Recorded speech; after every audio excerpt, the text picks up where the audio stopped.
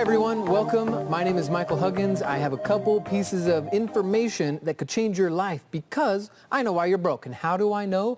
I know because I used to be broke. I used to be so broke that I could either have a peanut butter sandwich or a jelly sandwich, but I had to make it last so I couldn't have both. I struggled for many years. I had 2 jobs. I was riding my bike to these jobs, and in fact, these were automotive jobs. So I was working on cars all day, but I was so broke I didn't have my own, and I was embarrassed about that. So I would hide my bike in the bushes and get there early to work just so no one knew I didn't have a car. And I did this for years. It was miserable. And I had to make some big changes. The main change that we're going to spend the time on this video is going from a life of default to a life of design. So my life was by default for so long. My schedule was by default, my earning was by default, my banking was by default. Everything. And then I changed it. Luckily, I met a few incredible real estate investors that showed me how to go from default to design. Now, what does that look like? It looks like something like this. There are 3 main areas that we are fixing. The first area is 1/3 of most people's money is going to go to tax in the default situation. In the default situation, 1/3 of their money will also go to interest at the bank. And then with the remaining third is what they can live their life with, create their lifestyle. That's the default version. Now the design version looks something like this. We can, with effective strategies, get our taxes and our interest rates down to around 10%. This is incredible, leaving 80% to go towards our life and our lifestyle. So this transition, moving from default to design, takes some effort. Takes some knowledge. It takes a new perspective on looking at things, okay? The good news is it doesn't take a lot of time, it doesn't take a lot of money, but it does take a little bit, okay? So moving through this, how do we go from default to design in our banking world, okay? Talking about this piece of the pie right here. We want to address this and fix this. So let's scroll down here and we're going to take a look at designing versus default. Now in the banking world of default, it ends up looking kind of like this. When we earn our money, and most people right now are earning it through W-2, which is the most expensive way to earn a living, okay? When our money hits our bank account, we were told, put it in your checking account. Out of the checking account, then you can pay for your expenses. Right? Your bills and your stuff and your things and your loans and your lifestyle and your movies and fun and stuff and charity and gifts, everything of your expenses, pay out of your checking account. Now, if anything is left over, what do they tell us to do? Put it in the savings account. Okay. Think critically about this move. If we leave our money in our savings account, let's say we built up $10,000 into our savings account. If you're earning a 1% return on your savings account, and then let's say you have an auto loan or any loan, whatever, from the bank at 6%. What is the bank's ROI, return on investment? If they pay you 1% but charge you 6%, what is their return on investment? Mistakenly, people say 5. That is not the right answer.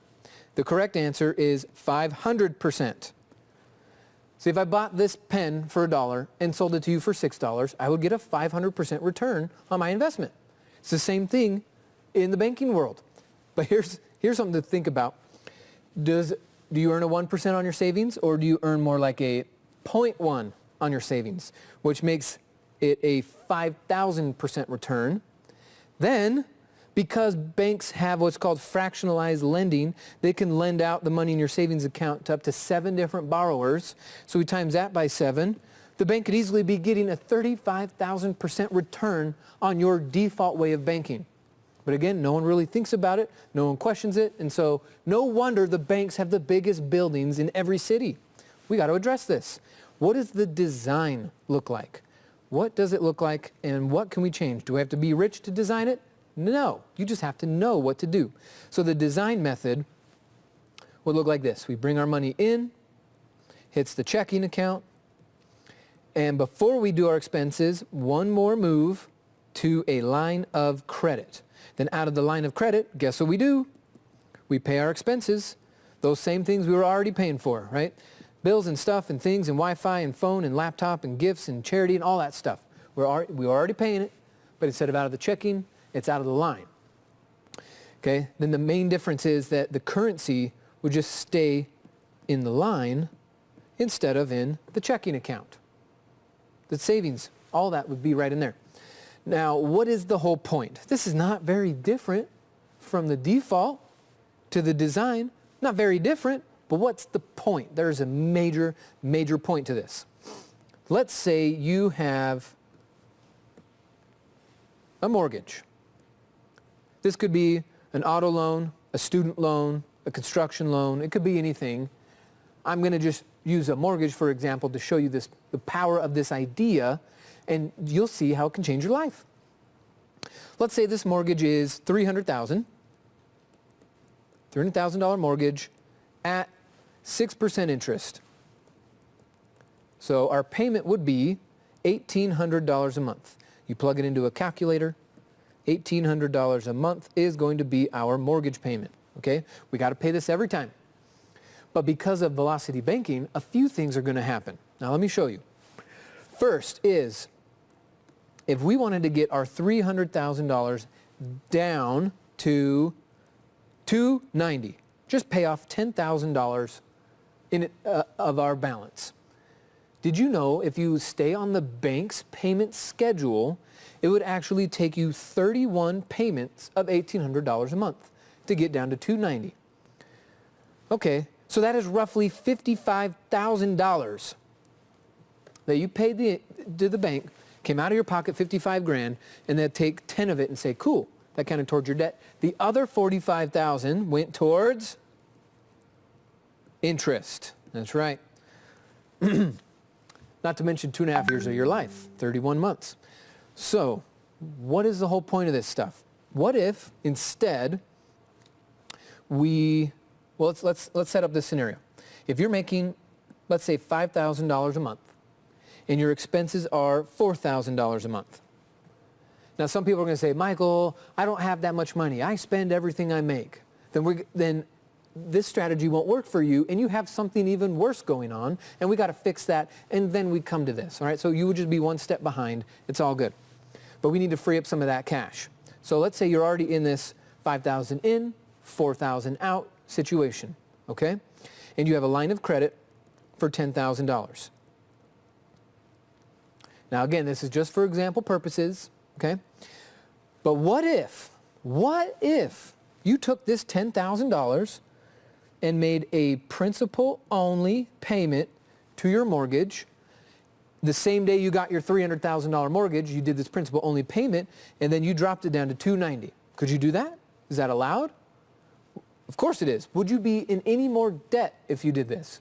You charge up your credit card $10,000. You wouldn't be in any more debt. You'd be $290 over here, 10 over here, the same $300,000 in debt. But what changes? Let's take a look at this, because quite a few things change. First is, let's look at our credit card. If this is the balance and this is the time, and right now we have used our $10,000 on our credit card. Our balance is now all the way up. By design, if you simply follow this, and of course I'm leaving out some details because I just want to show you what's possible, okay?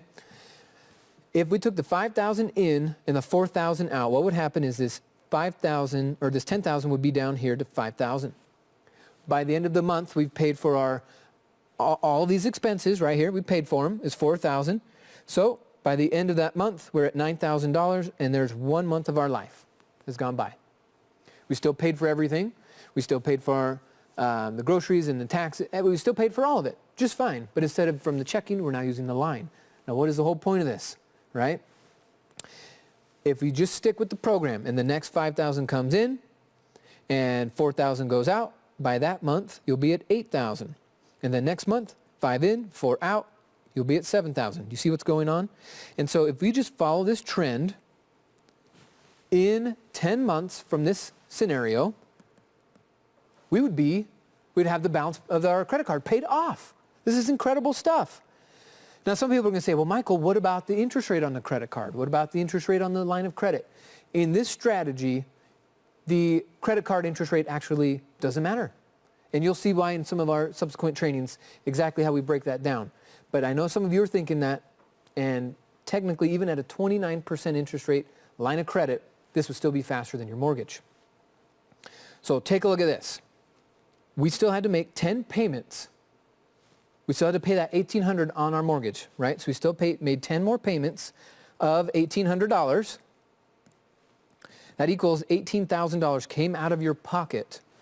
And guess what counted towards your mortgage? Only $3,000 of it. So now we're at $287. Okay? Now we've replenished our $10,000 so we could actually use it again, send another $10,000 over to the mortgage, and push it down to $277. Now, if we do that, that would be the equivalent of being at month 61 on your mortgage schedule. But really, what went by on your life was only 10 months. 10 months on the calendar to be 61 months into a 30-year mortgage. So we call this the chunking method, where you would just chunk and chunk and chunk and chunk and chunk. And before you know it, you got this thing paid down to zero and you have it paid off. This is incredible. You're going to save time. You're going to save money, and you're also going to be positioned financially better than if you were to just use that extra $1,000 a month and throw it at your mortgage. It would be gone. But here, we still have a cushion. We are still building up our credit score.